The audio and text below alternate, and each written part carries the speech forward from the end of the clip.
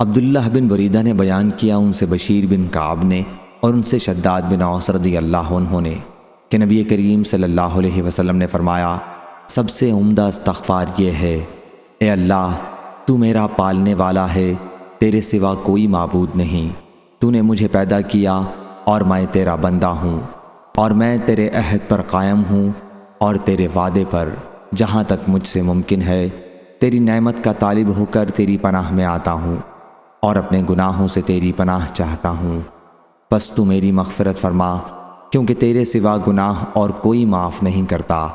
میں تیری پناہ مانگتا ہوں اپنے برے کاموں سے۔ اگر کسی نے رات ہوتے ہی یہ کہہ لیا اور اسی رات اس کا انتقال ہو گیا تو وہ جنت میں جائے گا، یا فرمایا کہ وہ اہل جنت میں ہوگا، اور اگر یہ دعا صبح کے وقت پڑی اور اسی دن اس کی وفات ہو گئی تو بھی ایسا ہی ہوگا۔